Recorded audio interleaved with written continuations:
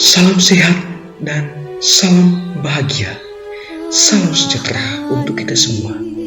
Perkenalkan, nama saya Patricius Samuel Yosi SPD, calon guru penggerak Angkatan 4. Kali ini saya akan mempresentasikan koneksi antar materi modul 1.1.A.9.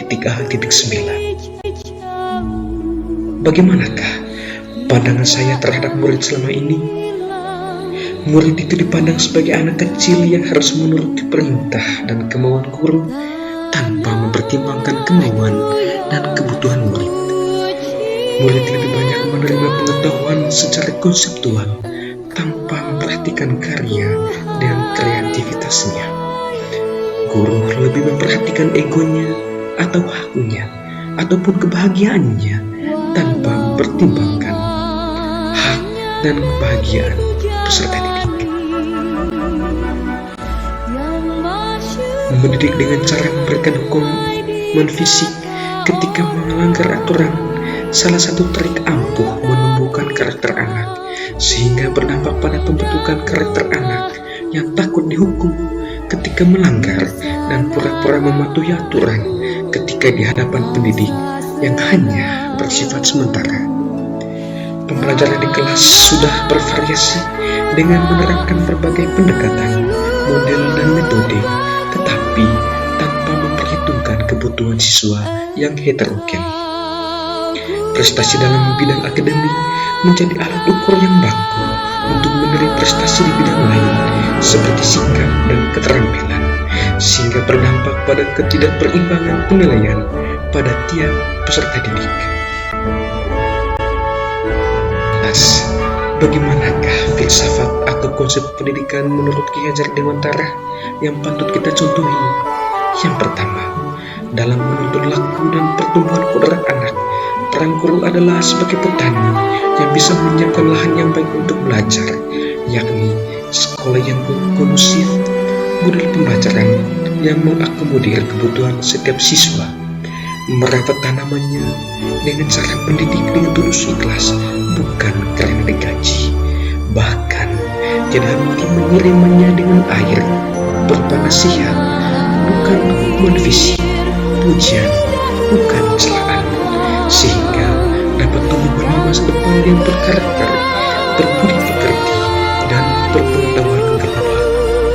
Yang kedua, guru adalah pamong yang memberikan tuntunan agar anak tidak kehilangan arah dan membahayakan dirinya. Konsekuensi dari konsep ini adalah hendaknya guru senantiasa mengontrol aktivitas peserta didik, baik di sekolah, di rumah, bukan dengan cara memberikan hukuman fisik ataupun celaan ketika dia bersalah, melainkan dengan nasihat dan panutan. Yang ketiga, mendidik anak harus memperhatikan kodrat alam dan kodrat zaman yang memiliki pengertian bahwa mendidik anak harus sesuai dengan tuntutan atau kompetensi zaman, tetapi tidak bertentangan dengan nilai-nilai kemanusiaan bangsa yang memiliki kearifan lokal, budaya yang baik. Poin ini mengingatkan pada saya bahwa anak itu tumbuh sesuai dengan lingkungan sekitar yang berubah-ubah sesuai zamannya. Maka tugas pendidik adalah mengintegrasikan kemajuan zaman pada pendidikan, baik dalam pembelajarannya maupun dalam aturan sekolah, dalam bingkai kearifan lokal budaya Manggarai Timur dengan 3 kata atau goet, 3T, toing, titong, dan toming. Yang keempat, pendidikan budi pekerti, watak atau karakter menjadi penting untuk memadukan gerak pikiran atau cipta, perasaan atau korsa, sehingga menciptakan tenaga atau karya yang dapat dilakukan di lingkungan keluarga, sekolah, dan di tengah masyarakat. Hal ini menegaskan bahwa untuk membentuk karakter anak yang baik dan berlaku permanen, perlu meningkatkan kerjasama antar warga sekolah, yakni kepala sekolah, guru, orang tua, masyarakat, dan peserta didik, sehingga karakter anak dibentuk bukan hanya terjadi di sekolah, tetapi tetap terjadi ketika berhubungan dengan orang tua, masyarakat, dan sesama peserta didik.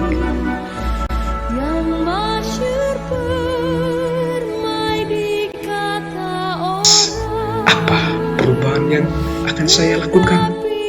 Yang pertama, pendidik itu harus menyiapkan sekolah yang ramah terhadap anak, baik dalam pembelajaran intrakurikuler maupun ekstrakurikuler, sehingga peserta didik betah dan nyaman ketika berada di sekolah dan rindu suasana di sekolah ketika berada di rumah atau di masyarakat. Yang kedua, pendidik itu harus mendidik anak dengan tulus ikhlas, bukan karena digaji, tetapi sebagai kewajiban untuk menjawabi kebutuhan dan hak anak. Pendidik itu harus mampu mengintegrasikan kemajuan ilmu pengetahuan dan teknologi pada zaman ini dalam praktik pembelajaran di kelas dengan kebudayaan lokal. Yang keempat, pendidik itu harus menunjukkan sikap yang mencerminkan 3 kata atau guide menggerai 3T, towing, menasihati, ditong, menuntun, dan toming, meneladani.